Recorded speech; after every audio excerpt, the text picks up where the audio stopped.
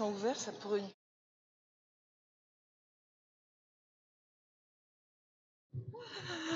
J'étais en train de parler des portes ouvertes, savoir si on les laissait ouvertes pour avoir de l'air. Autant l'hiver, ça fait un courant d'air, autant là, peut-être que ça nous ferait du bien.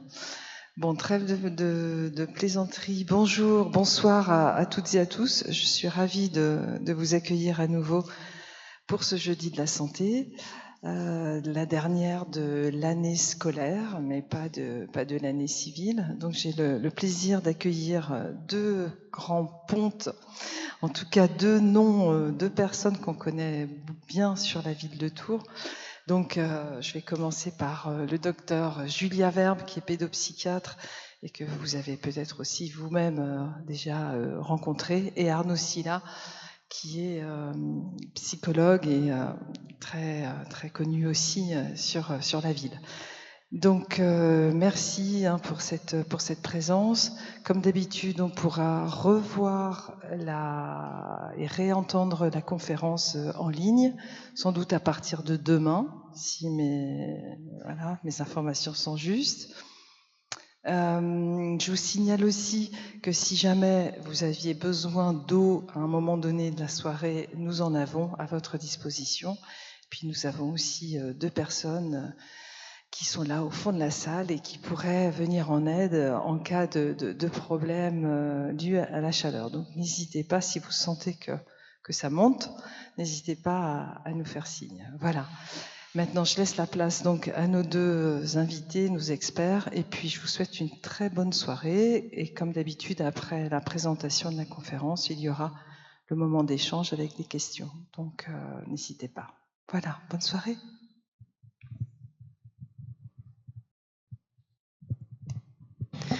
Bonjour, donc moi je suis le docteur Julia Verbe, je travaille dans un service de pédopsychiatrie, hospitalisation complète et de journée à l'hôpital Clocheville. Et donc je travaille auprès d'enfants qui ont entre 5 et 13 ans.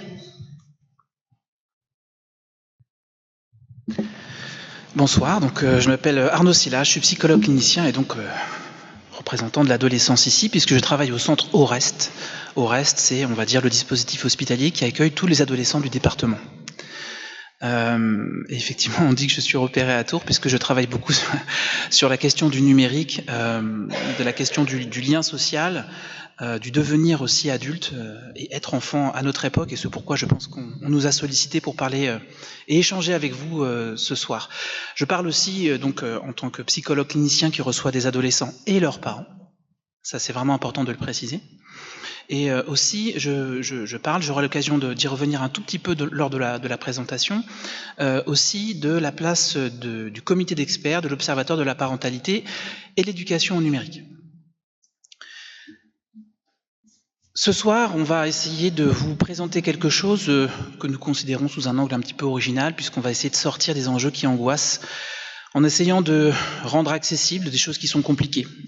Peut-être avez-vous entendu parler du philosophe Hartmut Rosa, le philosophe de l'accélération, qui nous propose un concept qui s'appelle la simplexité. Donc l'idée, ça va être de vous parler des enjeux complexes, délicats du numérique, en essayant non pas de les réduire ou de les écraser, mais de traiter finalement la complexité en la rendant, nous l'espérons, suffisamment accessible. Je vous vois ce soir nombreux, malgré la chaleur, nombreux et nombreuses. Je pense qu'on va tous partager un certain nombre de constats par rapport au numérique. C'est effectivement comment on va pouvoir décider d'un certain nombre de choses qui sont délicates et sereinement dans un monde d'écran. C'est vrai que les écrans, comme on dit, c'est un mot un peu valise, un mot un peu fourre-tout, recouvre un certain nombre de réalités et qui a pris une place qui est vraiment pas anodine dans nos vies quotidiennes, et je dirais à plus d'un titre depuis cette période très délicate du confinement. Beaucoup de discours ont été tenus à cette époque-là. Et bien entendu, c'est aussi ce pourquoi nous sommes deux à évoquer ce sujet ce soir, d'avoir une approche qui est centrée sur la question développementale. Comment observer, comment être à l'écoute, comment accompagner, comment nous positionner face aux besoins réels des enfants, ce qui est un enjeu fondamental à l'heure actuelle, en lien avec les écrans. Et bien entendu, je le disais tout à l'heure, dans notre travail, dans mon travail en particulier, l'accueil de la famille me paraît fondamental. On ne peut pas recevoir un enfant, à plus forte raison un adolescent, je dirais. Les adolescents tordent le social et bouleversent aussi les enjeux familiaux. C'est essentiel qu'on interroge les enjeux du numérique, les enjeux des écrans et de leurs appropriations aussi, en interrogeant aussi le soutien, en écoutant les familles. Et on parlait tout à l'heure de comment décider sereinement dans un monde d'écran. L'idée pour nous, ce n'est pas de fuir la conflictualité inhérente aux nouveaux usages des jeunes. L'idée, c'est de ne pas vous promettre que nous avons des solutions, des remèdes pour éviter les conflits.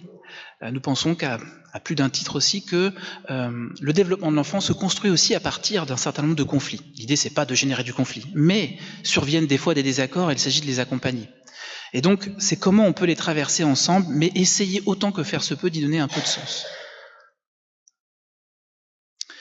Et bien entendu, quand on parle de cette progression des écrans, des enfants, de l'impact dans le développement, de l'appropriation des adolescents et du discours qu'on peut tenir à la fois sur eux, sur le numérique, et aussi questionner comment ça se passe en famille, c'est traiter pas loin la question de, je dirais, l'épuisement parental.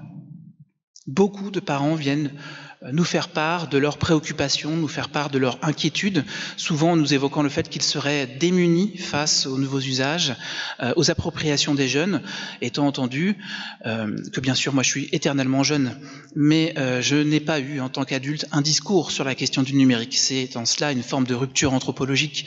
Nous devons en tant qu'adultes, en tant que parents, proposer un certain discours, un être adulte, alors que nous n'avons pas véritablement hérité d'une connaissance en lien avec l'appropriation du numérique. Bien sûr, nous avons connu l'avènement de la télévision à la maison, et ça a reconfiguré d'ailleurs beaucoup de choses dans l'espace et dans les liens. Mais le numérique, c'est encore une autre dimension. Et donc c'est essentiel de se poser pour dire qu'on a effectivement une génération qui grandit dans un monde qui est vraiment instable, qui est connecté et qui est saturé d'informations. Dominique Volton, qui était quelqu'un qui travaillait beaucoup en sciences de l'information et de la communication, disait au moment du passage à l'an 2000, il répétait ça sur les plateaux, un peu énervé, « Informer n'est pas communiquer ». Aujourd'hui, nous sommes dans un monde d'information qui est quand même vraiment saturé et qui pose un certain nombre de questions dans la façon dont chacun réceptionne aussi toutes ces choses-là. C'est essentiel de vous dire, sans rentrer trop dans les détails, qu'on voit, nous, dans notre pratique, très régulièrement, beaucoup de personnes en difficulté, à plus forte raison des enfants, des adolescents et des adolescentes, et bien entendu leurs familles, leurs parents, mais aussi les institutions qui les accompagnent. On va essayer de ne pas trop vous assommer avec des chiffres, mais on sent que le mal-être, en particulier des plus jeunes, augmente. La question sera de traiter des causalités de ce mal-être sans essayer de le réduire à juste une question d'écran ou de numérique. Mais c'est essentiel qu'on puisse vous dire qu'on constate un certain nombre d'études dont vous pouvez avoir facilement accès, démontrent qu'on est passé en une dizaine d'années de à peu près une quinzaine de pourcents, on va dire pour les adolescents, une quinzaine de pourcents d'adolescents qui seraient en difficulté, en souffrance psychique, à un peu plus d'une vingtaine à l'heure actuelle. On constate véritablement quelque chose de ce glissement au niveau de la santé mentale qui rassemble, qui réunit, qui fait réfléchir beaucoup de professionnels. Vous n'êtes pas sans savoir qu'on a décrété cette année comme une année particulière vis-à-vis de la santé mentale, en particulier des jeunes. Et bien entendu, j'insiste, je le répète, c'est une attention particulière vis-à-vis des parents. Les parents aussi, bien entendu, sont en difficulté, sont en tension, et c'est essentiel que nous le prenions en considération. C'est ce que nous allons vous répéter ce soir. L'environnement, certes des parents, certes de la famille, mais au-delà, est essentiel vis-à-vis des questions que nous allons aborder ce soir. Et c'est notre postulat. L'outil numérique n'est pas celui qui crée la crise, mais il en devient souvent le théâtre. Donc on retourne un petit peu la dialectique qui tendra à dire que c'est la cause seule des écrans. Bien sûr qu'il y a un impact, mais il n'est pas exclusif, il n'est pas toujours homogène. Et donc c'est essentiel de questionner, encore une fois, comme je le disais tout à l'heure, la complexité des choses. Donc ce soir, notre démarche, encore une fois, n'est pas de vous prodiguer des conseils, de vous donner des solutions un peu faciles, c'est de vous témoigner d'un certain nombre de réflexions actualisées, basées sur la science, mais aussi sur nos pratiques cliniques, sur des analyses, la recherche que nous pouvons mener, nous aussi, dans nos hôpitaux, et de vous accompagner par rapport à un cheminement vis-à-vis des processus de développement dans un monde numérique. Quels sont les impacts des écrans et bien entendu du numérique sur le développement des enfants? C'est observer les usages numériques en contexte. Ça, c'est quelque chose que, si j'ai le temps et si je ne m'éparpille pas, nous aurons l'occasion de reprendre, qui parle aussi, bien sûr, de l'observation scientifique et de ce qu'on peut dire et de ce qu'on ne peut pas dire pour des raisons parfois éthiques, techniques, mais aussi d'interroger les pratiques des jeunes. C'est essentiel pour nous ce soir de vous transmettre une réflexion sur la question des vulnérabilités, les dynamiques de vulnérabilité et les formes d'appropriation, de créativité et de symbolisation qu'il y a derrière. Pour nous, il y aura un postulat, une position assez affranchie quant au fait de vous dire que parfois le numérique peut être un problème, parfois ça peut être aussi un remède, comme disait Bernard Stiegler, ou bien avant lui Socrate, c'est le pharmacon. Et bien entendu, notre idée est d'accompagner une parentalité qui puisse être suffisamment structurante et ouverte. Suffisamment. Ce qui suffit est essentiel.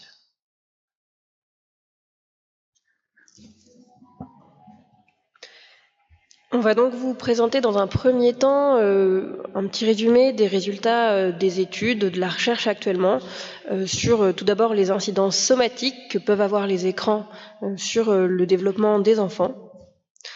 Également sur leur capacité langagière, leur capacité attentionnelle. On va vous parler d'un concept qui est la technoférence parentale, mais on y reviendra à ce moment-là. Et puis on finira par questionner les limites et les biais méthodologiques qui existent dans la recherche aujourd'hui, et notamment la notion de corrélation. Donc quand deux choses sont associées et qu'on retrouve une association dans les études, ça ne veut pas pour autant dire que l'une cause l'autre. Donc les incidences somatiques principales qu'on va vous détailler ce soir, il s'agit de la vue, du sommeil et de la sédentarité. Donc tout d'abord, quand on questionne l'impact des écrans sur la vision, je vais vous parler de la lumière bleue, donc qui est une lumière artificielle qui est générée par les écrans LED, donc les téléphones portables, les télévisions, les consoles portables. Cette lumière, en fait, elle atteint directement la rétine, et donc en théorie, chez les enfants dont le cristallin filtre moins bien, elle pourrait potentiellement l'impacter d'autant plus.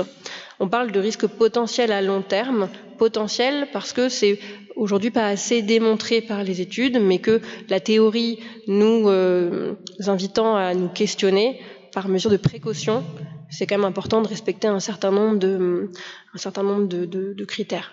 Donc les risques potentiels seraient en termes de fatigue visuelle, de sécheresse oculaire et dans certains cas d'atteinte rétinienne, donc dans le cas d'une exposition prolongée et proche. Donc l'exposition prolongée et proche, les petits écrans près des yeux, dans le noir, les consoles portables, les téléphones. Alors comme je parle de la lumière bleue, j'enchaîne un peu sur le sommeil, même si on parlait plutôt de la vue, mais les deux sont liés. La lumière bleue, elle a aussi un impact sur la production de mélatonine. La mélatonine, c'est l'hormone du sommeil. C'est une hormone qui est générée par l'organisme et qui connaît un pic de production en soirée. Et c'est ce pic de production qui va induire le sommeil. La mélatonine, elle va perturber l'horloge interne du corps en retardant la production de mélatonine et en retardant donc l'endormissement. Donc ça retarde l'endormissement, ça peut également fragmenter le sommeil et réduire sa qualité. On sait que plus l'écran va être utilisé tard, longtemps et seul, plus les effets sur le sommeil seront marqués.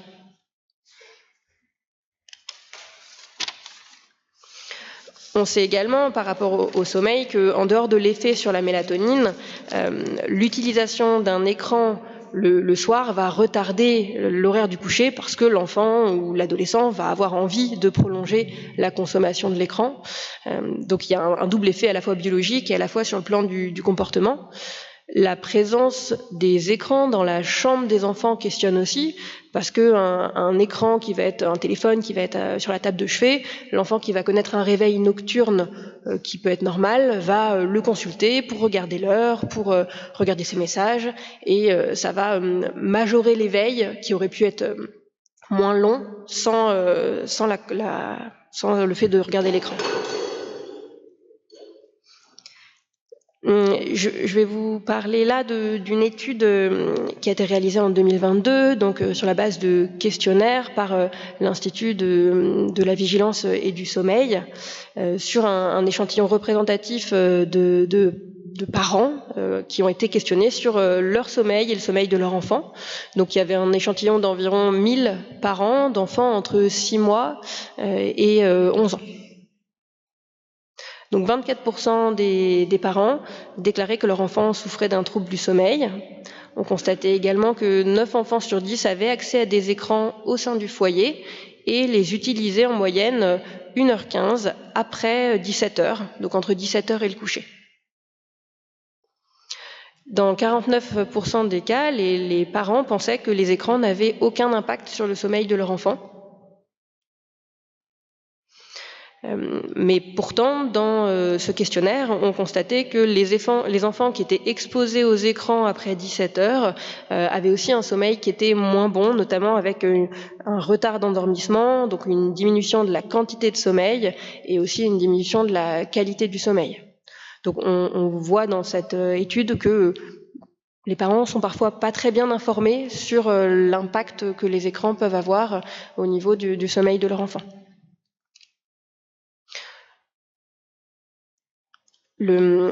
Pour reprendre par rapport au sommeil, le sommeil il a certes un effet de repos, mais il a aussi un impact sur un certain nombre de processus physiologiques en termes de sécrétion hormonale, de processus cognitifs, d'apprentissage.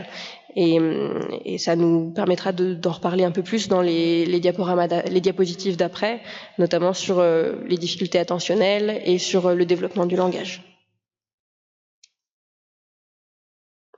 Donc oui, donc les recherches, elles suggèrent en effet que le déficit de sommeil va avoir une incidence sur le comportement, le développement socio-affectif, également cognitif, chez les tout-petits, le développement du langage, ainsi que le poids et la santé globale des enfants et des adolescents. On est particulièrement attentif au sommeil parce qu'on sait que c'est un signe d'alerte très précoce de souffrance psychique. Quand un enfant ou un adolescent va mal, assez souvent, c'est le sommeil qui est impacté le premier et qui nous permet d'être alertés.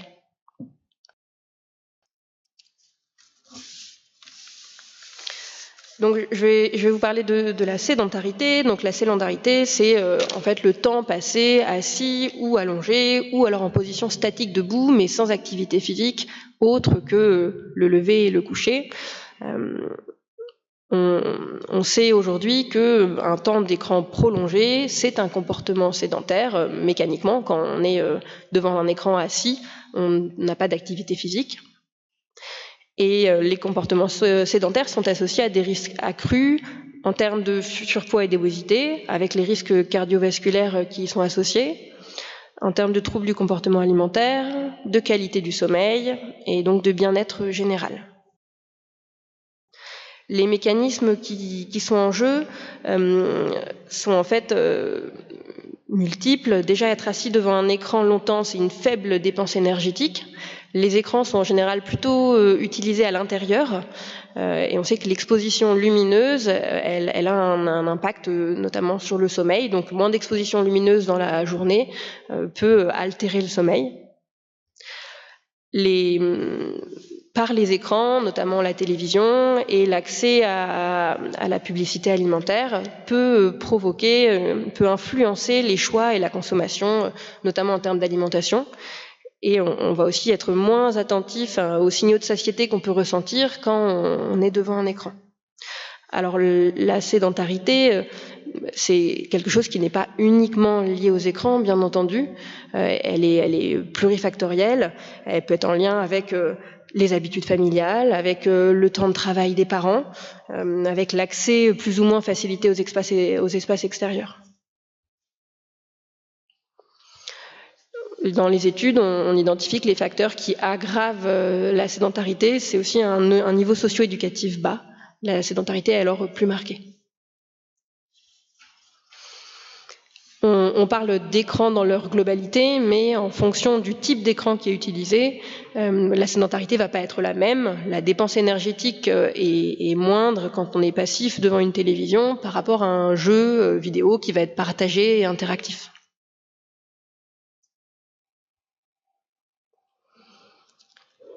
Donc je vais passer au langage maintenant. Le développement du langage, c'est un processus qui dépend de multiples facteurs. Ça va dépendre de l'environnement de l'enfant, ça va dépendre des stimulations extérieures, ça va aussi dépendre de facteurs individuels. Tous les enfants n'apprennent pas à parler de la même façon, quel que soit leur environnement. Les recherches, elles montrent qu'une exposition qui est précoce et prolongée aux écrans, elle va être corrélée, donc pas forcément, il n'y a pas de lien de cause à effet, mais elle va être corrélée à un développement langagier qui est plus faible. Et plus l'enfant est exposé tôt, plus l'effet négatif est marqué. Donc voilà, le développement du langage se fait globalement entre 1 et 2 ans et puis se poursuit après. Les corrélations, elles sont faibles à modérées, donc elles sont pas massives, mais par contre elles sont plutôt constantes dans toutes les études qui sont réalisées. Ce qu'on voit, c'est que les écrans, c'est pas quelque chose qui est neutre, mais par contre ce n'est pas toujours nuisible. Il peut exister certains contenus éducatifs adaptés à l'âge qui peuvent soutenir l'apprentissage, mais ce qui est particulièrement important, c'est le contexte dans lequel l'écran va être utilisé par l'enfant, et notamment la présence de son parent pour accompagner l'accès à l'écran. L'enfant, pour développer son langage et d'autres acquisitions, il va avoir besoin de renseignements sensoriels, d'une répétition des expériences pour apprendre, et juste l'exposition à une vidéo, par exemple, ne va pas être suffisante pour soutenir efficacement le développement du langage. Il va y avoir besoin d'une interaction avec le parent qui propose le contenu. Donc accompagner le visionnage va permettre de transformer l'écran en un outil de lien et pas un outil de substitution. Donc, le rôle des adultes, il est donc central dans le développement du langage et dans l'utilisation des écrans. L'écran va jamais pouvoir remplacer un échange en face à face. Et ce qui reste primordial dans le développement langagier, ça va être la qualité du lien, la quantité d'échanges et la disponibilité affective du parent, au final, qu'il y ait ou non des écrans.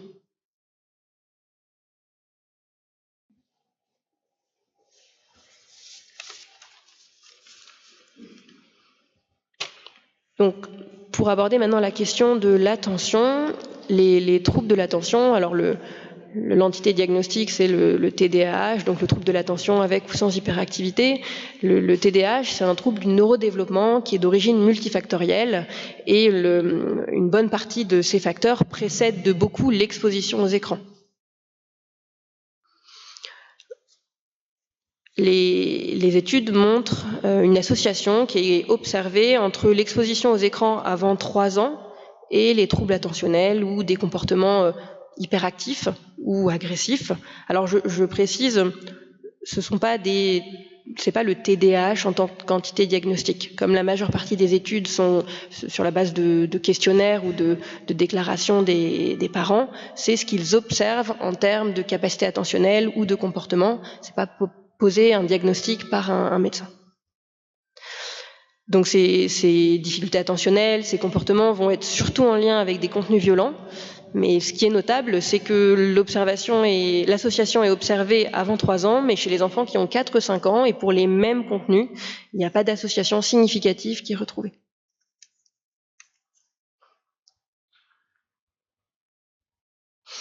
Donc voilà, c'est ce que je vous disais tout à l'heure, les résultats reposent majoritairement sur des questionnaires parentaux avec un biais de perception et d'interprétation.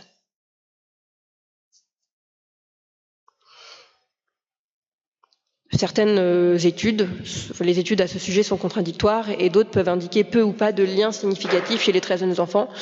Donc, à prendre avec précaution.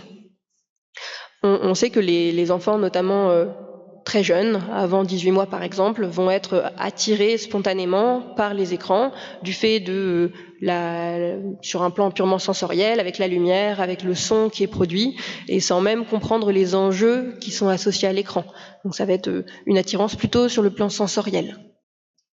Donc en effet, cette attirance sensorielle, en cas d'environnement saturé d'écran, elle va pouvoir prendre le pas sur d'autres activités qui seraient bénéfiques pour le développement de l'enfant. Et donc c'est pour ça que c'est important d'être particulièrement prudent à la sursaturation de l'environnement par des écrans, notamment quand les enfants sont tout petits.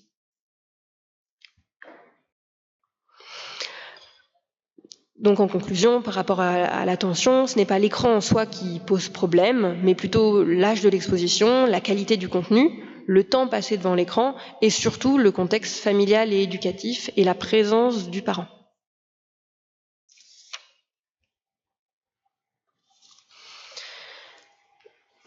Je vais aborder maintenant le concept dont je vous parlais tout à l'heure de technoférence. En fait, la technoférence, c'est un terme qui va correspondre à l'interruption dans les échanges entre un parent et son enfant, provoquée par l'utilisation d'un appareil numérique par le parent au moment de l'interaction avec son enfant.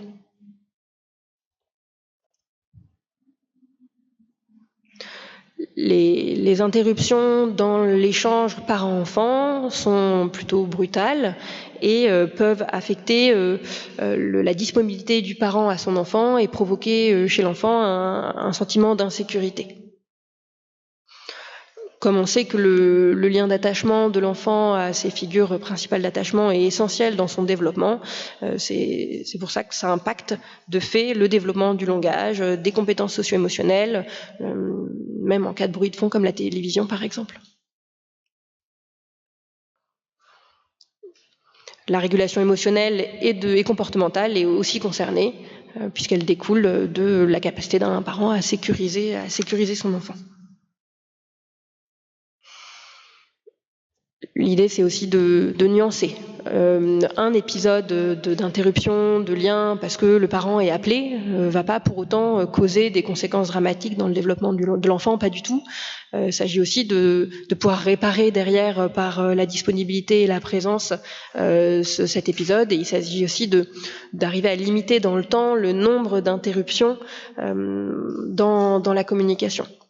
Ouais, on sait aussi que toutes les familles ne sont pas égales en termes de disponibilité. On pense à des situations complexes sur le plan socio-éducatif, avec notamment les familles monoparentales, où la charge mentale est plus lourde, avec plus de choses à gérer, et ça impacte évidemment aussi plus la disponibilité.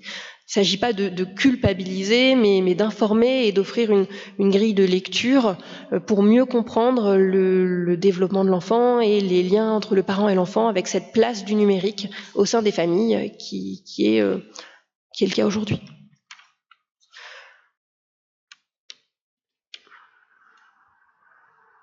La qualité du lien compte donc plus que la seule présence d'un écran. Et ça dépend donc du contexte familial, de la possibilité de réparation et de l'usage global des technologies dans les foyers. Plutôt que d'interdire ou de culpabiliser, nous on pense qu'il est essentiel d'aider les parents à observer, à s'ajuster, à être lucides sur leur propre usage du numérique et à rester connectés à leurs valeurs et à leur propre équilibre.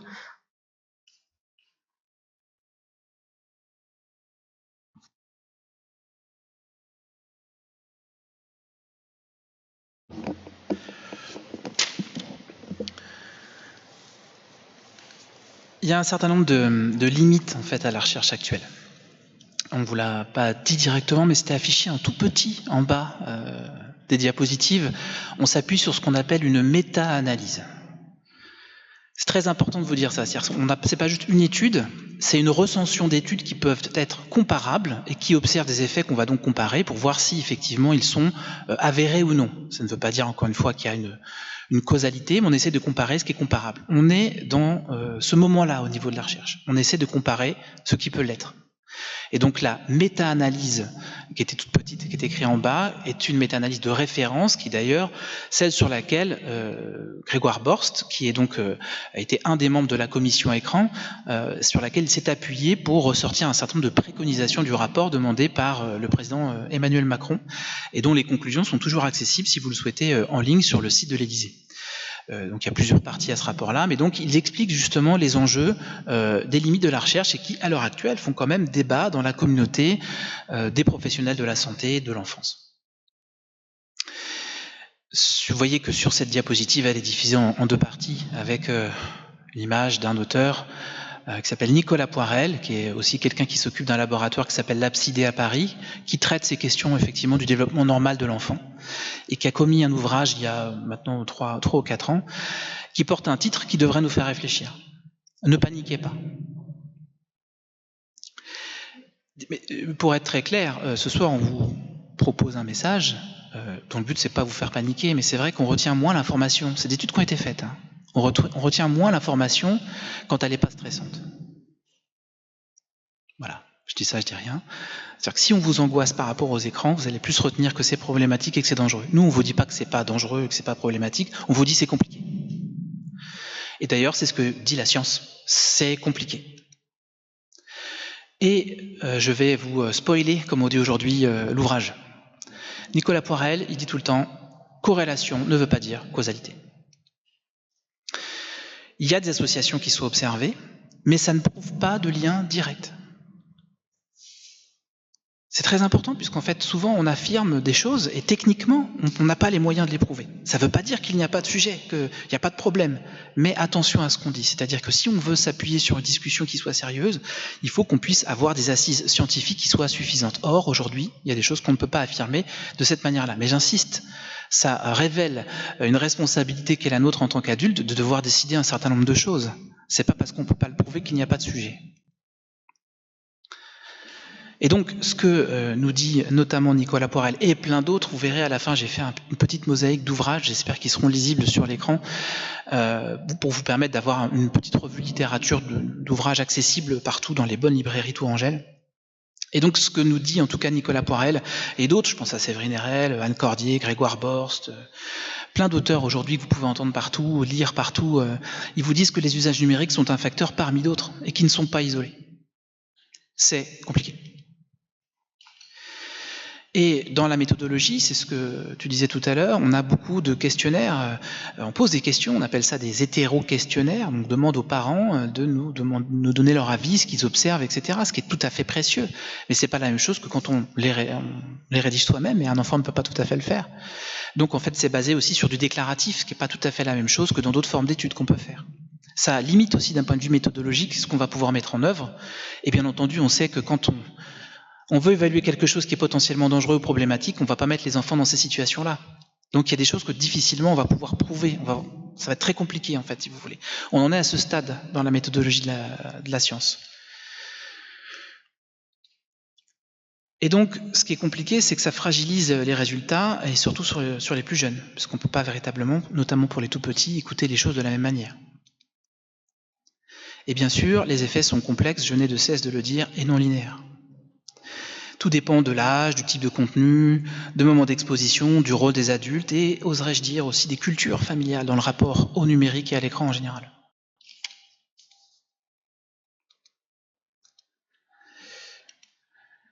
Bien entendu, je vais vous parler de jeux vidéo.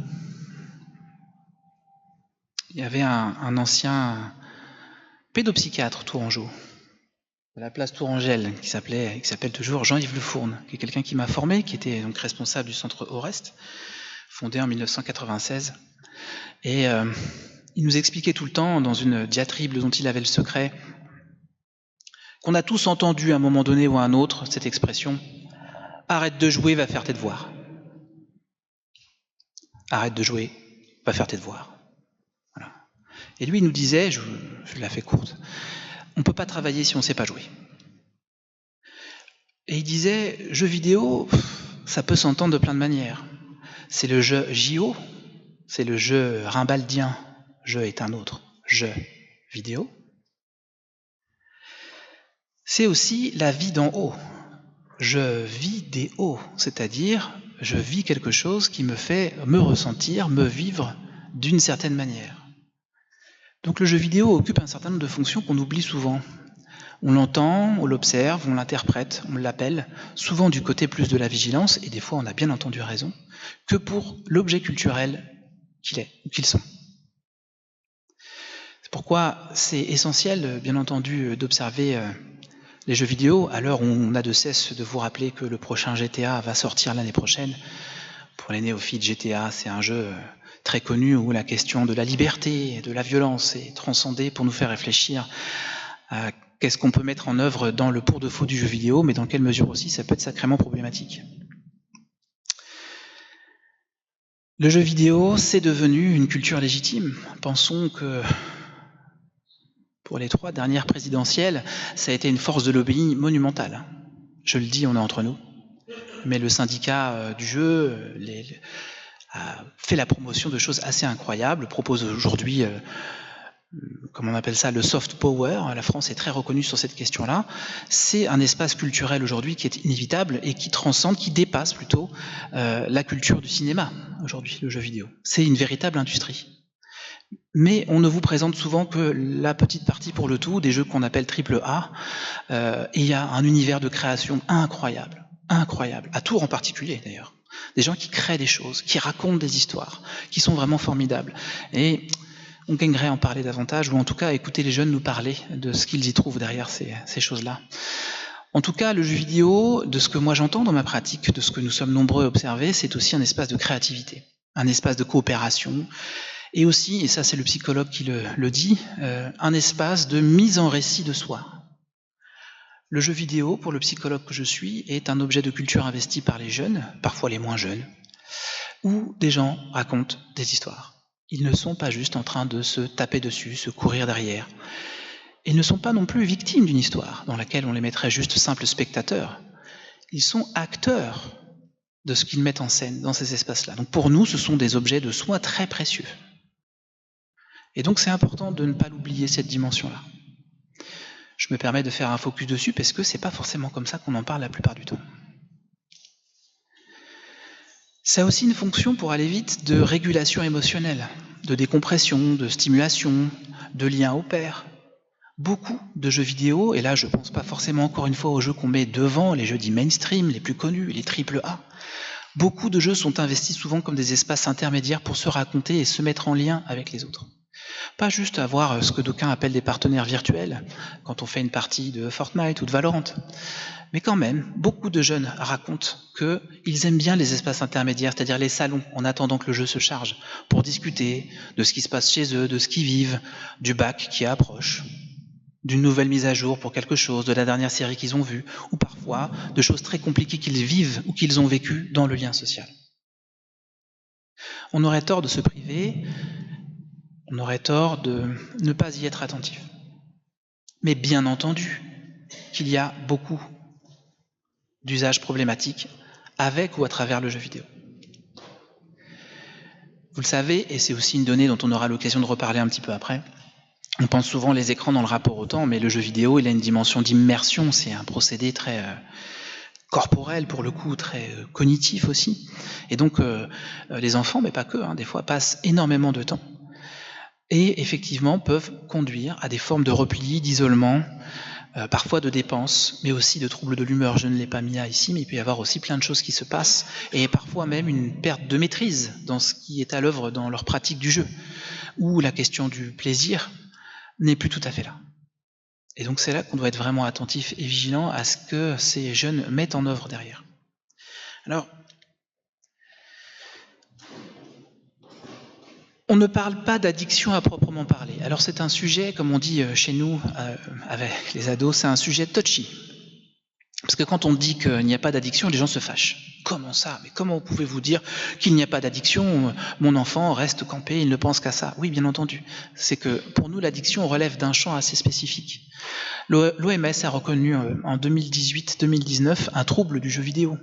On ne parle pas d'addiction chez les enfants, chez les adolescents, parce que ce ne sont pas les mêmes mécanismes qui sont à l'œuvre. Et surtout, dès lors que l'on parle d'addiction, ça suppose aussi une logique de prise en charge, qui n'est pas tout à fait la même que quand on a un prisme comme nous, qui est plutôt centré sur le développement de l'enfant. Et surtout aussi, il y a un des mécanismes qu'on ne retrouve pas, en fait, c'est... le mot m'échappe. C'est qu'en fait, quand les adolescents arrêtent à un moment donné dans leur pratique, dans leur développement, il n'y a pas de phénomène de manque, en fait. Du coup, même si parfois, ils peuvent le réclamer, ils peuvent se fâcher très fortement pour avoir les jeux, les mécanismes internes ne sont pas les mêmes que pour l'addiction avec une substance. Donc c'est important de l'avoir en tête, mais ça crée beaucoup de débats, de discussions dans la communauté scientifique. Dans l'absolu, c'est pas le jeu qui fait mal en soi, mais c'est quand en fait il remplace d'autres fonctions, mais surtout quand on perd la maîtrise par rapport à sa pratique du jeu, quand on y transfère, quand on y délègue certaines choses qui n'ont rien à voir avec la pratique du jeu au sens de jouer, en fait, si vous voulez. C'est quand certaines choses sont en jeu qui n'ont rien à voir avec l'idée de jouer. Je vais aller vite, on reviendra un tout petit peu sur la question des jeux vidéo après. Bien entendu qu'on va parler des réseaux sociaux, même si on passe vite, c'est aussi pour que nous ayons la possibilité d'en discuter, que vous puissiez poser des questions et qu'on réfléchisse ensemble. Réseaux sociaux dont vous savez à l'heure actuelle qu'il fait débat, polémique, il a été saisi par le président lui-même, mais aussi un certain nombre de personnalités, pour énoncer qu'il faudrait interdire les réseaux sociaux aux moins de 15 ans. On sait que ce sont des espaces qui sont très puissants pour les jeunes. Beaucoup d'auteurs en parlent, je pense à Séverine Erel, je pense à Anne Cordier, mais surtout à Jocelyn Lachance, qui est donc le socio-anthropologue du numérique, qui vient de produire un ouvrage, Grandir inquiet à l'heure des réseaux sociaux, où il pose, à l'issue d'un certain nombre d'entretiens réalisés avec des jeunes, il pose un constat, une réflexion, et il nous propose d'ailleurs un voyage chez les Grecs pour demander si les réseaux sociaux n'offriraient pas cette fonction un peu de pitié, vous savez, d'oracle aussi, qui serait là pour venir répondre à un certain nombre de questions dont il est parfois très difficile de formuler et dont les réponses sont des fois tout aussi complexes. Mais cette attente a une fonction symbolique et parfois aussi initiatique. En tout cas, c'est ce que Jocelyn Lachance essaie de nous dire. Ce sont des espaces puissants, parce que quand ça se passe bien, ce sont des espaces d'expression de soi. Serge Tisseron, qu'on ne présente plus, lui parle de l'extimité, le désir de montrer des parties de soi. Ça permet aussi l'entraide, je pense, nous pensons, dans notre pratique, à un certain nombre d'enfants et d'adolescents qui ont pu trouver parfois des refuges, mais aussi des personnes qui, malgré le format déterritorialisé du numérique, qui ont pu offrir des oreilles attentives et des communautés aussi pour soutenir des personnes qui avaient des difficultés, parfois dans leur identité, dans le lien social, dans leur genre, bien d'autres choses aussi parfois. Ça peut être des espaces d'humour, ça peut être des espaces de communauté. Et à l'adolescence, des espaces d'activisme, on sait aussi l'importance d'investir des causes chez les jeunes. L'adolescence, c'est politique. Mais c'est aussi des enjeux, justement, des formes de liens sociaux liés à la comparaison sociale constante. Pensons à ce qui se passe aujourd'hui avec le phénomène skinny talk, par exemple. Pensons à la question du harcèlement, qui est un enjeu fondamental, dont nous devrions beaucoup plus discuter et réfléchir ensemble. L'hypersexualisation, la question de l'information, et vous savez qu'on a d'ailleurs dépassé la question des fake news, on est à l'heure de la post-vérité. C'est pas juste la vérification de l'information, c'est l'effet d'un discours aujourd'hui, qui a une incidence. Et bien entendu, les contenus extrêmes. Par rapport à la question du harcèlement, une autrice, dont je vous invite à écouter le propos, qui s'appelle Angélique Causelan, qui est psychologue à Paris, et qui a travaillé, c'est une des premières à avoir vraiment travaillé de manière très fouillée les enjeux du développement d'adolescence à l'ère de Facebook. Et elle, par rapport au harcèlement et notamment au cyberharcèlement, elle parle de la désintimité. C'est important cette idée-là, je passe très vite dessus, mais c'est pour vous dire, Serge Tisseron parle du désir de montrer des parties de soi, des choses qu'on assume, qu'on veut montrer aux autres et partager. La désintimité, c'est l'inverse. C'est quand à un moment donné, quelqu'un s'approprie quelque chose qui vous appartient et le diffuse à tout le monde alors que soit vous n'étiez pas d'accord, soit vous n'êtes pas informé. Finalement, c'est la désintimité. Et ce qu'elle nous dit est très très très important, parce que du harcèlement d'école que moi j'ai connu dans ma jeunesse, dans les années 80-90, où un certain nombre de choses s'arrêtaient aux portes de l'école, du collège, aujourd'hui se poursuit dans l'espace déterritorialisé du numérique, puisqu'on ramène avec soi son téléphone, et quelque part une continuité de ce qui vient aussi nous mettre à mal. C'est important d'y réfléchir. Et bien qu'en face de ces discours-là, on puisse dire que nous sommes impuissants, que nous ne savons pas comment faire, il y a plein de choses qu'on peut entreprendre, dont on va essayer de vous parler un peu après. En tout cas, il y a des effets qui sont différenciés selon l'âge, le genre, le vécu émotionnel. Et encore une fois, c'est pas le réseau en soi qui est problématique, mais la manière dont il est conçu. Et ça, c'est essentiel de pouvoir y revenir. On en dira quelques mots tout à l'heure. Mais certains réseaux ont des patterns, ont des logiques de design qui sont quand même prédateurs. Et donc, ça, c'est un sujet. C'est important aussi d'y réfléchir, parce que souvent on délègue aux jeunes, et à plus forte raison des fois à leurs parents, mais que font les parents? Alors qu'on est pris dans tout un tas d'enjeux où les plateformes n'assument pas leurs responsabilités, et c'est pas facile, et pour un jeune, et pour sa famille, et je dirais aussi pour l'école, de gérer toutes ces questions-là. Ce que la recherche montre par rapport à la santé mentale, alors c'est intéressant puisque tout à l'heure j'ai reçu un message d'une autre autrice qui s'appelle Marion Hazard, qui est aussi une psychologue qui travaille avec moi à l'Open sur justement la santé mentale des jeunes et le numérique. Et il y a un certain nombre d'appels à projets qui sortent aujourd'hui pour faire des revues de littérature sur justement ce qui est publié sur la santé mentale des jeunes et le numérique. Beaucoup d'organismes souhaitent avoir beaucoup plus d'informations sur qu'est-ce qu'on observe, qu'est-ce qui est mesuré, qu'est-ce que disent les jeunes, qu'est-ce que disent les parents, que disent les professionnels. Ce que l'on observe, toujours avec prudence, c'est qu'il y a un certain nombre de symptômes anxieux, des troubles du sommeil, de l'épuisement émotionnel qui survient. Jonathan Haidt, peut-être avez-vous entendu le nom de cet auteur, a publié un ouvrage qui s'appelle « Génération anxieuse ».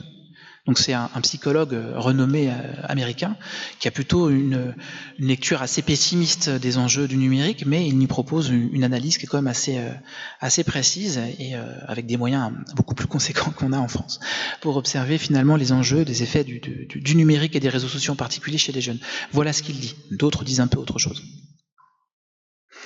En tout cas, on constate vraiment des enjeux de vulnérabilité en lien ou amplifiés par des usages excessifs qui sont effectivement pas toujours encadré. Mais par encadré, on devrait réfléchir à ce que ça signifie. Moi, je suis pour la régulation du numérique, mais je suis pour un encadrement qui soit émancipateur. Hein, le spoil de ma position, encore une fois pour reprendre un anglicisme, c'est d'accompagner les jeunes pour qu'ils puissent faire quand on n'est pas là. C'est pas mettre un parent derrière chaque enfant avec des interdits, c'est comment ils font quand on n'est pas là pour se débrouiller. C'est pas juste le fait qu'ils les aient appris, les règles. C'est comment ils peuvent produire quelque chose dans une situation nouvelle avec les règles antérieures, qui d'une certaine manière est la fonction qui est la nôtre à l'heure actuelle, comme je le disais en préambule, avec le fait que nous n'avons pas hérité de connaissances éducatives sur la transmission du cadre vis-à-vis du numérique. J'espère que je ne vous ai pas perdu avec cette phrase à rallonge. Inspirée, c'est pas de moi, c'est de Bernard Stiegler. Attention vis-à-vis de la recherche en santé mentale. Les données restent fragiles, j'en dirai un mot tout à l'heure. On ne peut pas toujours faire un rapport de causalité. Ça ne veut pas dire qu'il n'y a pas de problème et qu'on doit laisser faire. Pas de problème, laisser les réseaux sociaux. Il y a des vrais enjeux, mais ils sont multifactoriels. Et ils vont devoir nécessiter que nous, notre génération, je dirais d'adultes, de parents, de citoyens, se positionnent. Il va y avoir des débats qui ne vont pas être simples, vous le savez déjà. Quand on a proposé, notamment dans un de collège d'Indre-et-Loire, par exemple, l'interdiction des portables, qui était une des préconisations du rapport de la commission écran, ça a été compliqué à mettre en place. Aujourd'hui, on propose de le mettre en place pour tous les adolescents. On propose d'interdire les réseaux sociaux à 15 ans, interdire les téléphones portables au lycée, etc., au collège. Bon. Moi, je ne vais pas me positionner là-dessus, je dis juste que ça ne suffira pas. Voilà. Et qu'on devra réfléchir à d'autres dimensions, qui ne sera pas juste d'interdire, j'en dirai un mot un tout petit peu après, en essayant de ne pas trop digresser. C'est essentiel, au-delà des inquiétudes, d'avoir en tête que les jeunes ont aussi des usages constructifs et parfois même réparateurs. Ça me semble essentiel puisque nous, en tant que professionnels de la santé, on accueille toujours avec une attention, une inquiétude suffisante de voir aussi bien entendu les symptomatologies des jeunes, comment les parents sont préoccupés, mais c'est essentiel qu'on les écoute nous dire ce qu'ils font, ce qu'ils bricolent, ce qu'ils racontent, comment ils se mettent en récit. Et nous entendons de plus en plus de choses, même si la plupart d'entre nous ne sommes pas toujours formés, on est tous très inquiets de base quand on reçoit quelqu'un, pas forcément, on l'est suffisamment, mais on est de plus en plus à l'écoute des usages qui sont parfois réparateurs chez les jeunes. C'est-à-dire, parfois, malgré qu'on nous ait fait une OPA sur le terme de réseaux sociaux numériques, les jeunes s'approprient ce terme pour en faire un véritable tissu qui les relie les uns avec les autres et les soutient dans leur subjectivité. C'est important de ne pas l'oublier. C'est essentiel aussi, je ne cesse de le dire, que les effets dépendent du contenu, du contexte et bien entendu de l'accompagnement. À cet égard, Anne Cordier, qui est une professeure documentaliste, qui a été enseignante et qui est professeure en sciences de l'information et de la communication, n'a de cesse de dire que les jeunes doivent être accompagnés, j'en dirai un mot sur la littératie numérique, à l'école tant qu'à faire, et aussi de sortir de l'idée que les jeunes n'y comprendraient rien, que les jeunes seraient des crétins, ou qu'ils ne s'informeraient pas. La plupart de ces ouvrages viennent contredire ces idées-là. Donc l'idée pour nous, c'est de réfléchir au fait de ne pas paniquer, mais de ne pas minimiser non plus.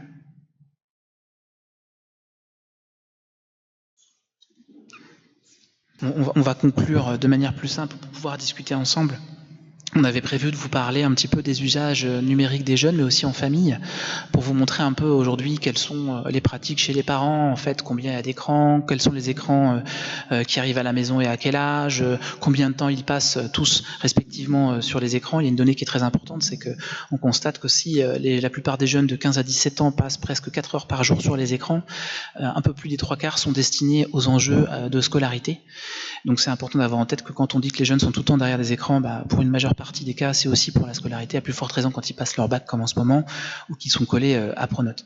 Rapidement, je voulais glisser qu'à l'échelle de la région soutient en fait cette démarche que j'énonce un peu, qui est complexe, qui est simplexe, dirait Hartmut Rosa, sur la question du numérique, et soutient une recherche que nous menons donc à l'hôpital qui s'appelle Nuage, pour numérique et appropriation par la jeunesse, où on a monté un protocole de recherche pour aller très, très vite, où on va aller à la rencontre des jeunes et de leurs familles, et à l'hôpital, mais aussi à l'échelle du département, et puis plus tard à l'échelle de la région, pour voir effectivement les enjeux en lien avec les appropriations culturelles, la santé mentale, le lien social, et les territoires, puisque nous savons que les pratiques numériques, quoi qu'on en dise, ne sont pas, encore une fois, désarrimées de lieux où on habite, et qu'en fonction des espaces qu'il y a d'acculturation numérique, de prévention et d'information, on n'a pas tout à fait le même abord, la même appropriation. Donc Nuage, c'est une étude dont vous allez entendre parler dans 1 an, puisqu'on est censé rendre notre copie rapidement, où on parle vraiment de cette dimension-là et dont l'objectif, ça va être de produire des éléments de réflexion, de formation, mais aussi de médiation culturelle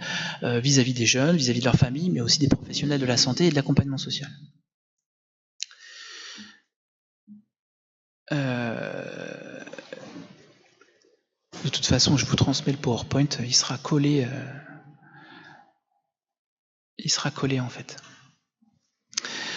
Donc on a fait court, mais en tout cas, ou c'était long, ça dépend. L'idée pour nous, c'était essentiel de penser avec vous la question de l'avenir, mais en lucidité, en vous disant qu'aujourd'hui, dans la recherche scientifique, il y a beaucoup de choses qui interpellent, il y a de plus en plus d'études à l'échelle mondiale sur la question du numérique. Il y a encore des débats et des controverses. Je pense que ce qui est essentiel, c'est de s'appuyer sur la démarche scientifique et de soutenir la recherche et ses méthodologies, en étant attentif, de dire que certaines choses ne peuvent pas tout à fait être affirmées. Ça ne veut pas dire qu'il n'y a pas de sujet, c'est ce que j'évoquais tout à l'heure. C'est essentiel de soutenir aussi cette idée qu'in fine, ce que l'on fait dans nos recherches, dans notre pratique de soins, c'est soutenir cette idée d'autonomie dans les mondes numériques. Et je l'ai dit tout à l'heure, c'est soutenir la possibilité des jeunes de composer en notre absence, c'est-à-dire comment ils font quand on n'est pas là pour s'ajuster avec quelque chose qui est compliqué, mais aussi parce qu'on a balisé autour des choses pour que ce soit satisfaisant ou en tout cas sécurisé. On ne l'a pas dit tout à l'heure, mais la question de la régulation des plateformes est fondamentale. Les plateformes sont complètement dérégulées, à la démesure de notre finalement incompréhension de la rupture technique qui est advenue. Eh bien en fait, on a proposé finalement très peu de régulation aux plateformes. On arrive quelque part avec 15 ans, voire 20 ans de retard vis-à-vis de tout ça. Et donc l'éducation numérique est fondamentale, mais la régulation des plateformes, elle est nécessaire. Et donc pour ça, il faudra le décider. Très rapidement, vous savez qu'aujourd'hui, il y a aussi un enjeu par rapport à l'accès au contenu en ligne de type pornographique pour les mineurs. Il y a une loi qui a été décidée et un certain nombre de plateformes ont l'obligation légale d'avoir l'âge en fait, des personnes qui fréquentent ces endroits-là pour éviter que les jeunes puissent y avoir accès. En fait, on voit que c'est très très compliqué, malgré parfois des volontés politiques. Il y a des enjeux techniques, il y a des enjeux parfois même géopolitiques. C'est un enjeu, c'est notre responsabilité, il faudra s'en saisir. Vraiment, cette idée de préparer les jeunes à devenir autonomes nous semble vraiment essentielle, mais aussi de penser à long terme. Penser à long terme, c'est penser les transformations techniques à venir, et déjà actuelles et présentes, notamment avec l'IA Et quoi qu'on en dise, on pensait déjà l'IA à l'époque de Planète Interdite, c'est pour faire une référence aussi à la 4e dimension et autres. On avait déjà des représentations de l'humain trop humain ou d'un autre qui n'en est pas un. C'est essentiel, on a les moyens d'y réfléchir, ça fait aussi partie de la réflexion, pensons d'ailleurs au sujet de philosophie d'un certain bac cette année. C'est essentiel de penser la question de l'interdit, mais entendez l'interdit comme le disait Jean-Yves Le Fourne, vous savez, avec les jeux vidéo, la vie d'en haut, ou le jeu JE vidéo. L'interdit, c'est aussi ce que l'on se dit à soi-même et ce que l'on se dit entre soi. L'interdit. Moi, ce que je propose, c'est le glissement de ce qui est interdit en tant que règle à quelque chose qui peut s'énoncer, se discuter, c'est-à-dire de rentrer dans une forme de dialogue dans notre position éducative, d'accompagnement au numérique de la jeunesse. C'est essentiel qu'on puisse réfléchir à créer des repères communs. Et donc, il faudra qu'il y ait du débat, mais qu'on assume certaines choses ensemble, même si ce ne sera pas forcément simple et qu'on ne sera pas d'accord. C'est essentiel. C'est pour ça que je disais d'emblée, le conflit structure la vie psychique, mais aussi la vie sociale. C'est comment on fait le lien social pour loger sa singularité dans le collectif sans les faire éclater. C'est donc bien de trouver quelque chose qui contient ce qui suffit, ce qui limite pour être auprès de l'autre. Et donc dans les débats qui nous retient autour du numérique, ça sera essentiel de décider vis-à-vis de tout ça. Et bien entendu, et c'est une position que nous avons dans notre travail, et après je me tais, je te laisse, si tu veux rajouter un mot, de soutenir la créativité des jeunes. Je pense que la culture a une dette vis-à-vis de la jeunesse. Les jeunes, ce sont ceux qui proposent un moteur de renouveau, d'idées, parfois subversives, mais de la culture, mais aussi des logiques d'appropriation. L'aphorisme de Goethe disait « Ce que tu as hérité de tes ancêtres, acquiers-le pour le mériter ». Eh bien, c'est à la jeunesse qui va faire ce travail-là, quelque part, de rejeter parfois quelque chose qui est transmis par les adultes, mais qui va le réinventer. Et donc, c'est essentiel qu'on soit à l'écoute de ce que les jeunes eux-mêmes disent. C'est ce que Jocelyn Lachance nous propose, entre autres. Écoutons ce que les jeunes nous disent, nous montrent en responsabilité en étant adultes. Et donc, pour paraphraser Hartmut Rosa, le philosophe de l'accélération, il dit « Penser ensemble la complexité sans la simplifier nous paraît vraiment essentiel ». Donc j'ai été un peu long, je vous prie de m'excuser. Maintenant, place aux discussions. Je vais juste finir sur une petite précision. Je pense que c'est aussi très important d'être attentif au fait qu'un enfant ou un adolescent qui ne va pas bien va spontanément utiliser énormément le numérique aussi pour s'aider tout seul à aller mieux. Il va aller chercher de la ressource dans le numérique. Et c'est important de l'avoir en tête pour pas aller accuser le numérique à tout va et ce qui romprait en fait la communication avec l'enfant qui va mal et qui a au contraire besoin qu'on aille vers lui pour questionner ce qui va pas derrière cet usage à l'excès du numérique.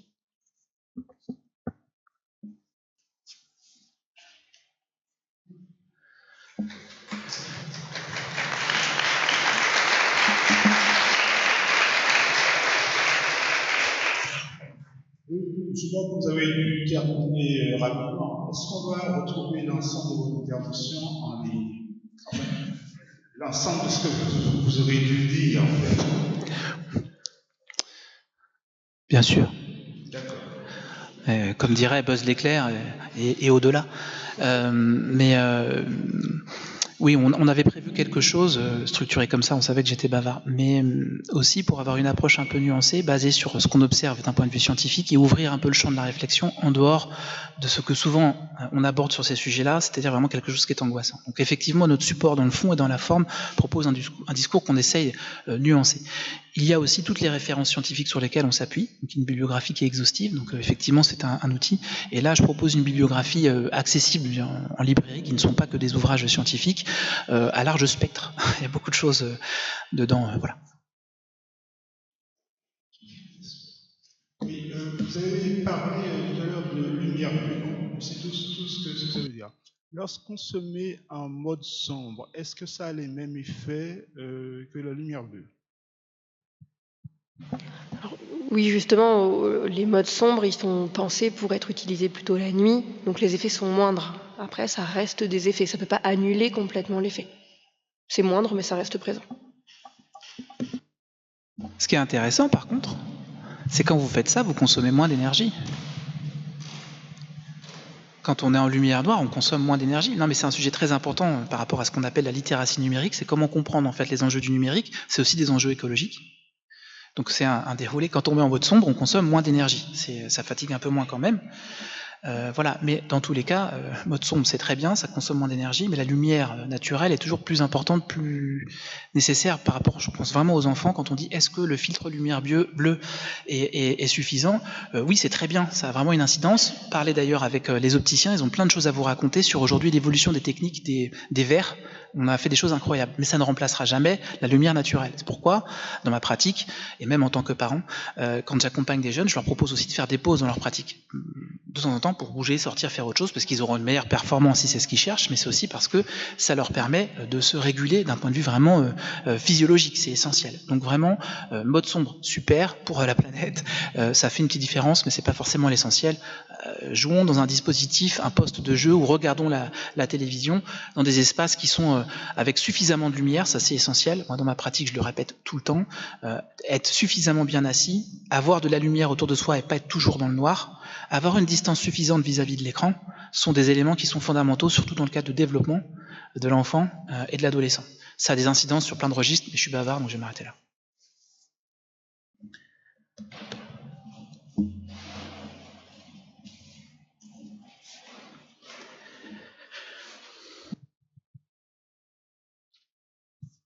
Bonjour, merci beaucoup pour votre présentation.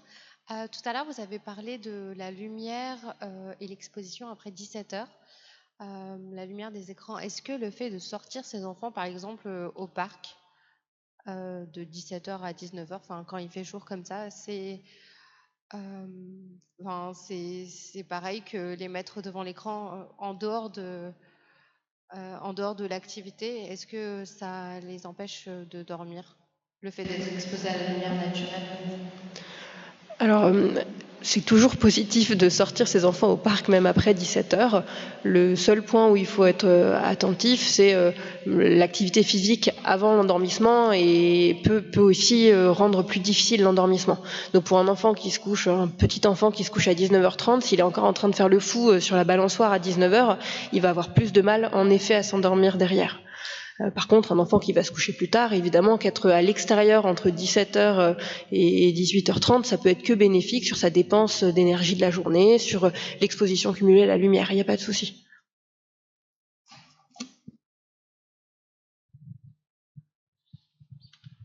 Merci. Oui, j'ai une question par rapport aux influenceurs et influenceuses. Est-ce que vous pensez qu'il y aurait moyen de réguler un peu mieux ce qui se passe actuellement? Parce qu'effectivement, derrière, on sait qu'il y a du business et ça paraît difficile, effectivement, puisqu'il est raconté un peu n'importe quoi. Merci de votre réponse. Je vous remercie pour cette question. Depuis 2023, il y a une loi qui a été votée justement sur la responsabilité pour déterminer qui vend des produits, qui tient un discours qui n'engage que lui ou elle, etc. Et effectivement, je pense qu'il y a des enjeux de régulation. Aujourd'hui, les plateformes sont engagées, hein. Mais comment fait-on appliquer la loi? Je veux dire, ce que vous dites est très juste, mais moi, je vais être très honnête. Je suis très embêté parce qu'en fait aujourd'hui on fait porter aux jeunes une responsabilité de réguler quelque chose, là où finalement en tant que société on n'arrive pas à le faire, alors que finalement qui est-ce qui a produit tout ça et qu'est-ce qu'il a mis entre les mains des jeunes, et on leur dit maintenant il faut arrêter. Donc oui, effectivement, il va falloir réguler tout ça vis-à-vis des jeunes, mais on ne peut pas attendre d'eux ni des parents de trouver des solutions à ces questions que vous abordez. Sinon, effectivement, ce qu'on va dire, c'est l'interdit. Donc on va libéraliser les choses en disant chacun fera comme il veut, sachant qu'on n'a pas tous le même rapport au numérique, on n'a pas tous la même acculturation au numérique, et il y a des gens d'ailleurs qui ont une culture où ça se passe très bien, où voilà, on régule des choses qui sont parfois délicates, on peut parler de ce qui est compliqué, ou quand on n'est pas d'accord, et on dit non à son enfant, voilà. Mais il y a des choses en tant que parent, en tant qu'adolescent, en tant qu'enfant, qu'on ne peut pas réguler. Donc effectivement, vous avez raison de poser cette question des influenceurs. Un terme très connoté, mais j'insiste, depuis un certain nombre d'années, vous n'êtes pas sans savoir qu'il y a désormais la réglementation générale sur la protection des données, et maintenant le Digital Act Service, donc respectivement RGPD et DAS, qui sont quelque chose de spécifique à l'échelle européenne en termes de régulation des enjeux des plateformes numériques, mais c'est long. Trop long par rapport à ce que les jeunes à la fois nous disent, et donc c'est pour ça que j'évoquais la référence à Bernard Stiegler du pharmacon. Vous savez, le pharmacon c'est le remède ou le poison. Socrate, poison de la cité, mais remède aussi pour les jeunes, etc. C'est que tantôt effectivement c'est quelque chose qui est véritablement plus que problématique, qui est dangereux, qui est préjudiciable, mais tantôt aussi ce sont des espaces de subjectivation. Qu'est-ce que nous allons décider vis-à-vis de ça? C'est pour ça que je parle d'Armut Rosa, qui parle de simplexité. C'est l'enjeu de notre génération de traiter ça. Et on va devoir décider.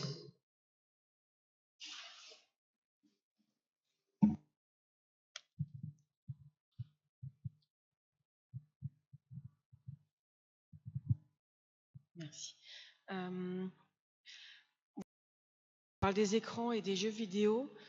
Je voulais savoir si on avait une idée de la part des jeux vidéo sur petit écran de type smartphone versus les PlayStation, ordinateurs et compagnie. Parce que je pense qu'il y a deux enjeux aussi différents par rapport au smartphone et que je ne sais plus quel intervenant disait sur France Inter il y a quelques jours qu'il fallait interdire le smartphone avant l'âge de 15 ans. C'est Sabine Duflo. Je pense. Déjà, ces informations, vous pouvez en trouver tous les ans. Vous avez, je crois que c'est le syndicat du jeu vidéo, propose une analyse qui est assez didactique, qui vous permet de voir les chiffres. Donc vous voyez les jeux les plus joués donc sur portable. Quand je dis portable, c'est le smartphone. Après sur console ou sur ordinateur, etc. Donc ça vous permet d'avoir une représentation et c'est très accessible. La difficulté, alors c'est ce qu'on disait tout à l'heure, parce qu'en fait il y a les jeux en eux-mêmes.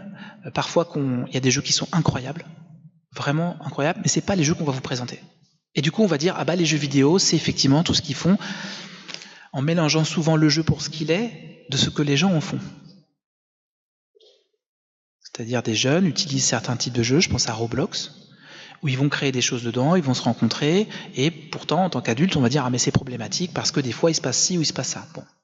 Donc ça serait bien qu'on ait peut-être une meilleure acculturation, qu'on puisse mieux expliquer aux parents ce qu'il y a derrière, qu'on présente les jeux, qu'on discute avec eux, et qu'on leur dise bah c'est bien aussi qu'on trouve certains jeux, mais qu'il y a des jeux plus indépendants qu'on pourrait trouver ailleurs. Donc voilà. Il y a les designs prédateurs de certains jeux où en fait on est quelque part happé et ils sont un peu construits comme ça pour que finalement on ait toujours envie d'y revenir, qu'on ne voit pas le temps passer. Voilà. Et il y a une dimension très ludique derrière et en même temps bah, c'est délicat parce qu'on ne peut pas trop arrêter. Et souvent en tant qu'adulte on ne mesure pas toujours où est-ce que ça renvoie, quels sont les enjeux derrière de socialisation, quels sont les designs qui sont réellement prédateurs, etc. Et enfin il y a l'enjeu tout simplement du smartphone en tant que comment il est donné, transmis, quel discours éducatif est transmis, et au-delà du discours intelligible que l'on transmet sur le téléphone, j'avais une vignette qui vous présentait que la plupart des adultes gèrent l'écran vis-à-vis du rapport au temps. On dit bah le téléphone c'est voilà, il est sur la table de la cuisine à 20h30, c'est 2 heures de console par semaine, ou 5 ou 10 ou 15, voilà. Mais il y a aussi, et c'est très important, comment les adolescents, les enfants nous voient nous-mêmes dans nos propres usages, quand ils nous voient collés aux écrans. Donc, j'avais aussi une diapo qui montrait que on voit que certains parents se représentent pas, qui passent beaucoup de temps sur les écrans et que les enfants le voient par exemple. Et donc ça fait aussi partie du discours éducatif. On parlait de technoférence, mais il faut le retourner. C'est-à-dire que oui, les jeux vidéo, il y a des choses qui sont délicates, mais c'est pas le jeu, c'est comment on a accompagné une pratique. Moi, j'ai été formé au CMA, j'étais animateur pendant une 15aine d'années. Et jouer aux jeux vidéo est une activité. Et une activité, quand on fait de l'animation, bah, c'est une temporalité, c'est une préparation. C'est un début, c'est un déroulé, c'est une fin avec une conclusion, puis après on range. Aujourd'hui, effectivement, on a confondu loisir et divertissement, et du coup, il y a quelque chose d'atemporel. Il y a des jeux, bah, ça pourrait être indéfini, ça pourrait être tout le temps. Et donc, il y a quelque chose à transmettre avec, finalement, les écrans. C'est le rapport qu'on a au corps et au temps. Et c'est important qu'on le transmette aux enfants. Donc, c'est pas juste, ces jeux-là sont problématiques plus sur téléphone que sur tablette ou console ou ordinateur. C'est quel discours et quelle pédagogie a été transmise qui permet aux jeunes de mesurer ce qu'ils sont en train de faire et de garder, ce que je le dis tout à l'heure, une maîtrise relative de tout ça. Et bien entendu, après, c'est comment on filtre les contenus qu'on propose ou auxquels ils ont accès, et ça c'est un véritable enjeu. Mais ça suppose que on se pose la question de qu'est-ce qu'ils font, qu'est-ce qu'ils y trouvent, est-ce qu'on peut en parler, est-ce qu'il y a de la place pour ça. La littératie numérique, c'est ce qu'on devrait développer davantage, parce qu'à l'échelle européenne en France on est très mauvais, c'est comment on accompagne la jeunesse à comprendre les enjeux du numérique et pouvoir aussi s'y épanouir à peu près en sécurité. Ça supposerait qu'on leur explique que oui, il y a plein de jeux vidéo, mais pas forcément que ceux qui sont marketés, et que ceux qu'on trouve sur les applications en première ligne. Il y a plein d'autres choses qui est formidable. Malheureusement, on a un peu... je trouve détourner ça. Et donc, effectivement, on a un certain nombre de professionnels qui ont une légitimité à tenir un certain discours et qui vous disent, bon, bah voilà, c'est dangereux, c'est compliqué, il faut l'interdire. Sauf qu'on voit des jeunes qui se l'approprient, qui font des choses avec, qui les émancipent, qui leur font du bien et qui font du lien social. Donc, comment on se positionne? Est-ce qu'on interdit tout en disant on verra plus tard? Ou est-ce qu'on essaie de les accompagner à un moment donné pour aussi avoir accès à un discours un peu plus complexe? Je pense que c'est un enjeu. Après, c'est sûr que le côté très portatif du smartphone et sa présence partout va rendre l'arrêt difficile. C'est inhérent à l'utilisation du téléphone qui est partout tout le temps. Bonjour et merci pour votre approche très mesurée, scientifique, qui permet d'avoir un esprit ouvert dans une société qui nous incite à être toujours plus extrême. J'aimerais savoir s'il y a des études sur le schéma corporel et l'image du corps. Est-ce qu'il y a des influences sur les usages numériques par rapport à la perception qu'on a de notre corps et à son usage?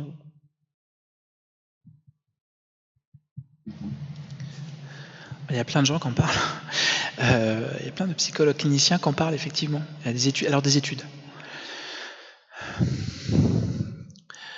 Il y a des analyses cliniques où on observe finalement le discours des jeunes dans le rapport qu'ils ont avec leur corps dans l'espace numérique. Tout à l'heure, on en a dit quelque chose quand on expliquait souvent la dimension passive au sens sédentaire de la pratique du jeu. Observez un joueur de jeux vidéo qui fait une de ses parties préférées de Valorant ou Fortnite, si vous avez entendu parler de ça. Vous allez avoir l'impression qu'il est quand même un peu agité. Et souvent, on a des collègues qui nous disent « mais le corps disparaît en fait dans le jeu vidéo. Le corps disparaît. » Ben non, puisque c'est bien une interaction, c'est un couplage homme-machine. Hein, donc ça suppose, dans cette logique d'immersion, une place prépondérante du corps, de perception du corps, du schéma corporel. Et pour nous, psychologues, à plus forte raison, cliniciens, c'est-à-dire au chevet de nos patients, notamment adolescents. Et les adolescents, vous savez que dans le pubertaire, ce temps où, vous savez, ton corps change, c'est pas ça. C'est une transformation du corps qui est fondamentale. Et le jeu permet de traiter une des énigmes fondamentales de ce moment-là, qui est celle du corps. Et donc, il y a beaucoup de psychologues qui en parlent, qui expliquent que leurs jeunes patients, effectivement, trouvent quelque chose qui les unifie parfois dans ces espaces-là, là où on y voit, nous, par exemple, des décharges sensorimotrices prédominantes. Bien entendu, il peut y avoir des enjeux qui sont très délicats, les jeux où on tire partout, etc. Mais on oublie que derrière, ils ont une expérience qui est copartagée avec un avatar qui a un corps, dans lequel ils peuvent avoir une relation sécurisée, ils peuvent maîtriser les interactions, ils peuvent incarner l'idéal.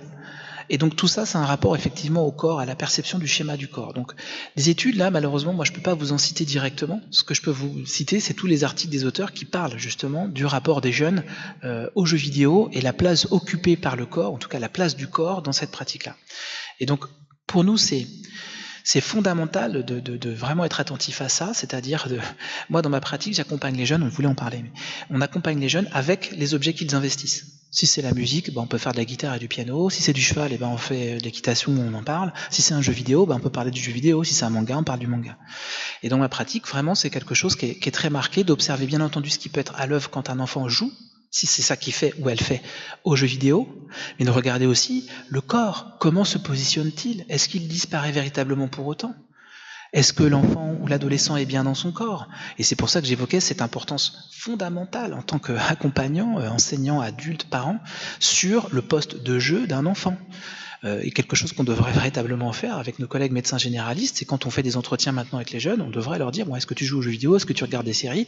Oui, alors, où est-ce que tu es installé, etc. Comment c'est? Est-ce que tu es bien assis, etc. Et quand vous regardez les jeunes qui regardent une série, ils sont pas sur un fauteuil confort qui maintient la colonne vertébrale. Or, c'est quelque chose qui est fondamental. Le corps est très présent. Donc, il y a des études qui en parlent de plus en plus, qui sont, on va dire, holistiques vis-à-vis de tout ça. Nous, les psychologues, on s'interroge sur la perception du corps, le schéma interne du corps, et oserais-je dire un peu inconscient aussi. Donc oui, il y a des choses qui existent. Je ne peux pas vous citer, là pour le coup, de méta-analyse, je ne pourrais vous parler que d'études cliniques, c'est-à-dire de patients qui nous racontent et comment finalement, avec leurs avatars, on a réussi à permettre de quelque chose, en tout cas de relier quelque chose là où c'était un petit peu séparé. Là, je vous renvoie au texte de Yann Leroux, de Marion Hazard et de votre serviteur. Je crois que la question de madame n'était pas nécessairement sur cet aspect-là. Reformulez-la peut-être.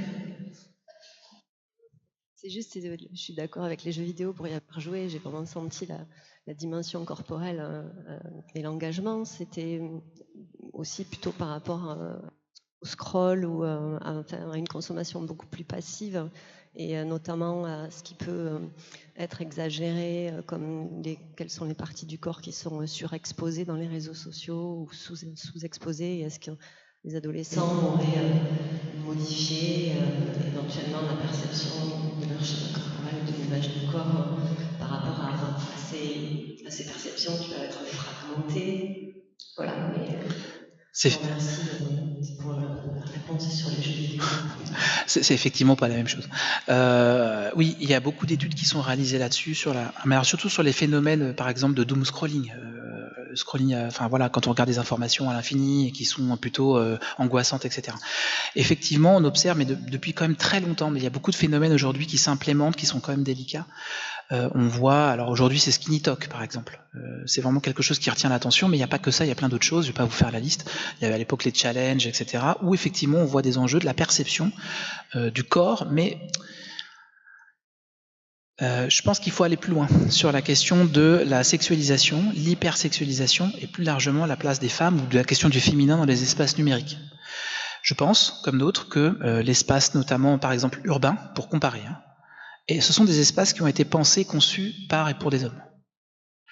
Et je pense que les espaces numériques, malheureusement aussi, quand on voit aussi ce qui s'y passe et comment, effectivement, quand vous parlez de morcellement, il y a quelque chose qui est assez singulier par rapport à ce qui est montré, présenté, valorisé chez certaines femmes. Donc il y a beaucoup de gens qui ont travaillé sur ces questions-là. Alors, vous me permettrez cette incursion du côté des jeux vidéo avec Fanny Lignon, qui a été une des premières à travailler sur la question de la place des femmes, le regard sur les femmes dans les jeux vidéo. Et donc il y a des sujets qui sont terrifiant.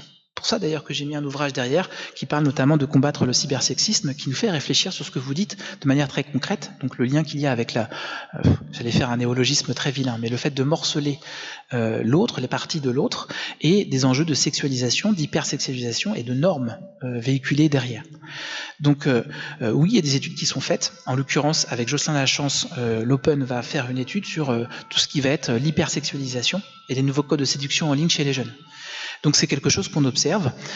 Il y a tantôt aussi des enjeux dans la psychopathologie, c'est-à-dire dans, voilà, je ne vais pas être trop, mais dans certaines structures de personnalité qui vont investir certains usages qu'on va trouver dans le numérique, et parfois pour d'autres ça va les contenir. Là où il y a des logiques de morcellement, de parcellisation en fait de l'autre, eh bien il peut y avoir quelque chose qui rassemble aussi dans les espaces numériques. Donc ce sont des choses qui sont effectivement travaillées. Vous abordiez la notion de schéma corporel. Oui, il y a des gens qui travaillent là-dessus, mais on le met de plus en plus en perspective avec le contenu latent et contenu manifeste. Quelle lecture avons-nous de la place de la femme ou des femmes dans les espaces numériques, et comment finalement les jeunes investissent ces dimensions à l'heure actuelle. Sans doute avez-vous en tête que nous sommes à l'ère des commissions à l'Assemblée nationale justement sur TikTok. Écoutez ce qui est dit, et écoutez aussi les discours de certaines personnes qui ont été auditées pour mettre en dialogue la question de monsieur tout à l'heure sur certains influenceurs, et de voir comment certains diffusent des contenus, ont certaines positions ou postures qui objectalisent encore plus la femme dans les espaces numériques. Donc ça, c'est essentiel de l'avoir en tête selon moi, pour faire en sorte que on dise à certains jeunes, et je ne veux pas plomber l'ambiance, mais c'est quelque chose qu'on constate beaucoup dans nos consultations, d'adolescents et d'adolescentes qui sont victimes à plus d'un titre de ce qui est montré dans les espaces numériques par rapport à une forme de violence souvent de domination de l'homme, etc., et d'objectivisation de la femme, et qui fait que certains jeunes s'identifient comme étant c'est ce qu'on doit faire, c'est comme ça que ça doit se passer en fait. Et donc on voit des passages à l'acte qui nous interpellent de plus en plus. Donc c'est essentiel qu'on accompagne, et toujours, encore, et je pense pour très longtemps, à questionner la question, le féminin dans les espaces numériques, et à plus forte raison dans les espaces tangibles. Voilà.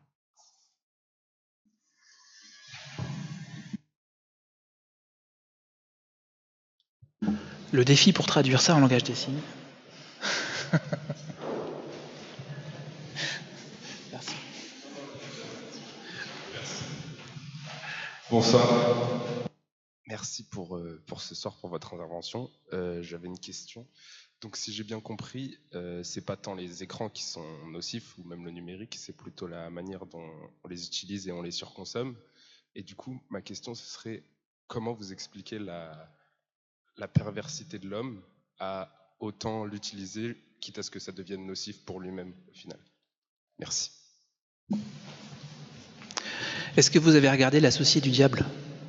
L'Associé du diable, Al Pacino. Al Pacino, il a une tirade à la fin avec un Keanu Reeves formidable, où il dit « On est dans cette société où c'est regarde mais ne touche pas, touche mais ne goûte pas, goûte mais n'avale pas, etc., etc., etc. » Il a une tirade qui est magnifique par rapport à ça. Il y a un enjeu, parce que vous posez la question, en fait on pourrait discuter après et refaire le bac de philo. Mais ça me semble quelque chose qui est tout sauf trivial, parce qu'en fait, dans le numérique tel qu'il a été construit, je dis tout à l'heure qu'il n'est pas régulé, il y a quelque chose de très dérégulé dans les espaces numériques qui ferait rêver beaucoup de gens. C'est basé quand même sur une certaine logique de ce que l'on désire ou ce qu'on pourrait désirer. Et ce qu'on désire, en fait, finalement, on ne sait pas toujours véritablement ce que c'est. C'est quelque chose qui manque, mais aussi, ça manque suffisamment. C'est quelque chose derrière lequel on court en permanence. Voilà. Et c'est singulier. Chacun a son désir. C'est pas le même. On n'a pas le même. Voilà. C'est comme ça. Les espaces numériques, aujourd'hui tels qu'ils ont été investis, parce que c'est pas que ça le monde numérique. C'est pas que Amazon. C'est pas que, je sais pas quoi, Google.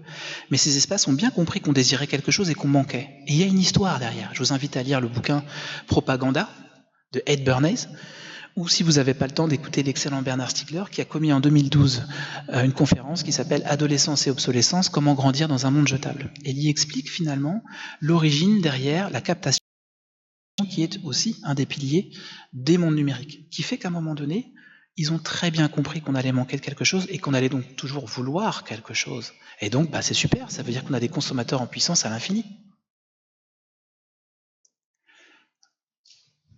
Donc maintenant, aussi, le numérique, ce n'est pas que ça. Ce n'est pas que le mythe, ce que nous explique Éric Sadin.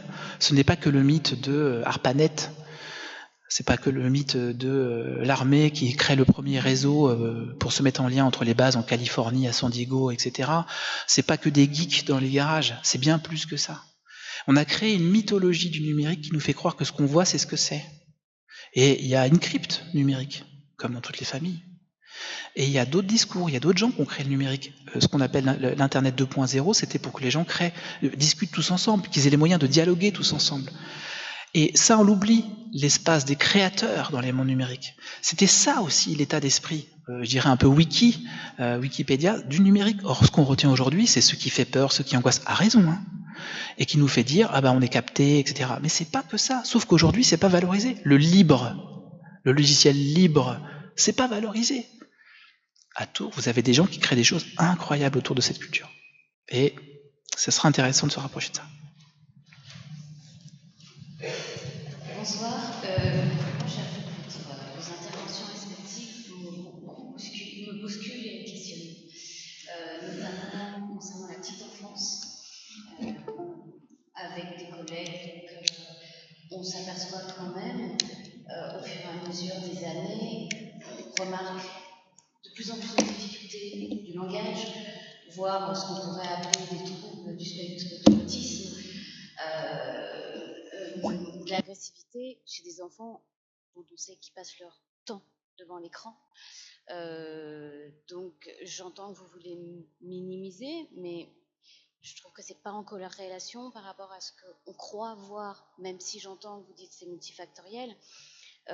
Quand vous dites aussi qu'il n'y a pas d'addiction reconnue, d'addiction à l'écran reconnue chez les ados, alors ça m'interpelle dans le sens où pourquoi l'hôpital Robert Debré à Paris a ouvert une unité d'addictologie aux écrans pour les ados. Voilà, ça me pose question aussi. Donc que fait-on des études mises en avant par Michel Desmurger et Agnès Ducanda, que je n'ai pas été vérifiée du coup, mais quand on lit leurs livres, c'est quand même assez préoccupant. Donc est-ce que vous pouvez me répondre par rapport à tout ça? Ce que je peux vous répondre, c'est que dans tous les cas, ils ont une question qui est fondamentale et qui est légitime, que je ne pense pas avoir minimisé. Je l'ai mis en perspective sur l'audience qui leur est faite, justement, et notamment le fait de parler d'autisme virtuel qui a été finalement déconstruit. Mais l'idée, c'est pas de polémiquer sur ça. C'est pas de polémiquer non plus. Non, mais j'entends tout à fait ce que vous dites. C'est pour ça que je le précise, pour dire non, mais moi je me situe pas du tout là-dedans. Et vous avez raison. Effectivement, il y a une consultation en addicto. Moi, je ne dis pas qu'il n'y a pas d'addiction. Je dis que l'OMS démontre que c'est pas le même concept d'addiction que l'usage problématique. C'est pas la même prise en charge. C'est pas les mêmes fonctionnements. C'est pas les mêmes logiques. Ça veut pas dire qu'il n'y a pas de problème et que c'est pas sérieux. Je pense que vous avez tout à fait raison de de le ramener. Nous-mêmes, on le voit bien que des jeunes s'identifient, des jeunes aussi, la cohorte ELF de l'étude ELF, donc, qui a été publiée avec Jonathan Bernard, qui a étudié presque 38 000 familles et qui ont été suivies de manière longitudinale depuis 2011, elle propose des choses qui vont dans le sens de ce que vous abordez, dans le sens de ce que dit Desmurget qui dit mais il faut les faire lire, et il a raison de le dire. Par contre, quand il dit que les enfants sont des crétins, moi je suis très embêté. C'est-à-dire que les mots ont un sens. Addiction, c'est pas usage problématique. Et on peut effectivement créer une consultation d'addiction parce qu'on voit des comportements à coloration addictive. Effectivement, dans le langage commun, il y a une porosité finalement du langage médical, voilà, on se l'approprie. C'est pas grave, mais pour nous, c'est quelque chose qui relève pas de la même position. Donc moi, je pense que leur travail est fondamental. Il permet, 1, d'accueillir des jeunes qui sont en difficulté, 2, leurs parents pour les soutenir, et 3, de réfléchir à comment on peut accompagner. Donc moi, il n'est pas question d'opposer tout ça. Par contre, ce sur quoi on peut discuter, c'est la responsabilité qui est la nôtre de problématiser les choses de cette manière et d'en parler comme ça. J'insiste, c'était pas minimiser, c'était mettre en nuance, ce qui n'est pas la même chose.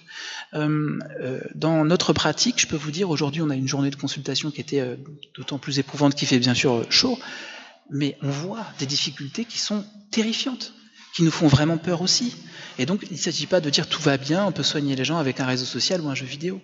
Vraiment, c'est pas le sujet. Par contre, c'est essentiel d'écouter les gens qui traversent ces choses-là et de ne pas être dans une dimension qui soit technophobique. Moi, je suis technocritique, je l'assume, même si je suis geek.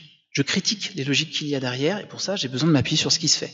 Mais des fois, il y a quelque chose, et je dois faire une confidence, les choses ne vont pas dans le sens que j'aimerais. J'aimerais bien qu'on dise non, mais bon, c'est moins grave, ou c'est pas comme ça, etc. Parce que moi-même je suis joueur, donc ça m'affecte quand moi je joue aux jeux vidéo et qu'on dit le jeu vidéo peut rendre violent, etc. Ah, ça m'embête. Mais dans les faits, il y a des jeunes que ça peut rendre violent. Il y a des parents que ça met en difficulté. Il y a des contenus prédateurs qui sont délicats. Ben alors comment on fait et par quel bout on prend? Nous sommes des cliniciens de l'enfance et de l'adolescence. On les accueille, mais avec bien entendu un socle éthique et scientifique et institutionnel qui est fondamental, mais un socle clinique, c'est celui d'accueillir la parole de l'autre et d'écouter comment l'autre, cet enfant, cet adolescent, ses parents, s'approprie à travers les objets qui lui sont présentés quelque chose de sa question, de sa propre subjectivité dans un développement singulier.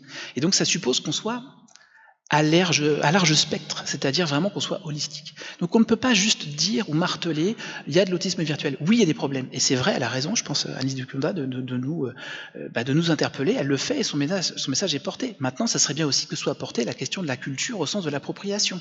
Je termine juste avec cette idée qu'on dit il faut les faire lire. Je suis bien d'accord, il a raison dans ce qu'il dit Desmurget. Mais comment parle-t-on aujourd'hui de la culture ou de la littérature à l'école ? Comment on met ça en perspective dans l'enseignement des enfants à l'heure actuelle? Les enfants, ils écrivent moins, ils lisent moins. Mais est-ce que c'est parce que c'est leurs parents qui leur donnent moins de bouquins ou qui passent moins de temps à lire avec eux des histoires? Comment on leur présente ça? Comment on les note vis-à-vis de la littérature, vis-à-vis de ce qu'on pourrait présenter derrière? Est-ce qu'on leur donne envie? Et qu'est-ce qu'ils nous disent?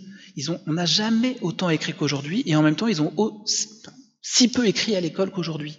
Ça doit nous interpeller. Moi, ce que je propose, c'est de réfléchir dans cette perspective-là. Pas dans une logique où on a le droit de dire ou pas le droit de dire addiction, pas addiction. Moi, je pense qu'il y a de l'addiction quand un enfant ou des parents vient vous voir en vous disant mon enfant a une addiction, moi, je l'écoute. Je dis pas c'est pas vrai monsieur ou madame. Je dis vous avez raison, il y a quelque chose qui se passe, il faut qu'on y réfléchisse. Vous voyez, c'est pas du tout la même chose que de tirer à boulet rouge sur l'école de machin ou l'école de machine. Non, on a vraiment, le sujet est trop sérieux pour qu'on s'arrête à ça. Bien, merci. Moi, j'avais une dernière question, mais vous venez d'y répondre, puisque effectivement, j'ai aussi des élèves, puisque je travaille dans un collège, et j'ai pu observer que certains jeunes étaient envahis par leurs jeux vidéo et par du coup une notion à la réalité qui était un petit peu particulière, mais voilà, vous avez répondu largement. Donc merci.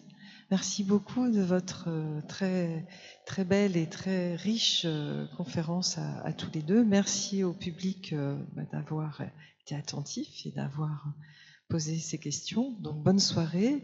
On en a terminé avec cette saison de l'année scolaire des Jeudis de la Santé, mais dès l'automne, nous reviendrons et nous serons présents pour d'autres thématiques. Voilà.